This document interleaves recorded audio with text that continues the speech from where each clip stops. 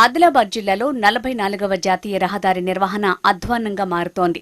ఉమ్మడి ఆదిలాబాద్ జిల్లా పరిధిలో సుమారు 130 కిలోమీటర్ల మేర విస్తరించిన ఈ రోడ్డుపై నిత్యం ప్రమాదాలు జరుగుతున్నాయి. ఇటీవల కురుస్తున్న వర్షాలతో రహదారి పొడవునా ఇరువైపులా భారీ గుంతలు, కంకర తేలి వాహనదారులు అనేక ఇబ్బందులు పడుతున్నారు. కశ్మీర్ నుంచి కన్యాకుమారి వరకు విస్తరించిన అతిపెద్ద రహదారిలో ప్రతినిత్యం వేలాది వాహనాలు రాకపోకలు సాగిస్తుంటాయి. ప్రస్తుతం కురుస్తున్న వర్షాలతో ఏర్పడిన గుంతలతో వాహనదారులు గుంతలను గుర్తించలేక ప్రమాదాలు ప్రతినిత్యం జరుగుతున్నాయి. వాహనాలకు సాంకేతిక లోపాలు ఏర్పడి ఇక్కట్లు పడుతున్నారు. ఇదిలా ఉంటే జాతీయ రహదారి నిర్వహణ అస్తవ్యస్తంగా ఉండటంతో వాహనదారులు, ప్రయాణికులు ఇబ్బందులు పడుతున్నారు. రహదారిపై సరైన రైలింగ్ పలుచోట్ల లేకపోవడంతో పశువులు జాతీయ రహదారిపై సంచరిస్తుండటంతో అనేక ప్రమాదాలు జరుగుతున్నాయి. ఇదే విషయంపై ఇటీవల నిర్వహించిన దిశ సమావేశంలో BJP MP Gedam Nagesh, Bodh BRS MLA Anil Jadhav highway authority అధికారులపై మండిపడ్డారు. రహదారి నిర్వహణ అస్తవ్యస్తంగా మారిపోయిన అధికారులు పట్టించుకోవటం లేదని ఆరోపించారు.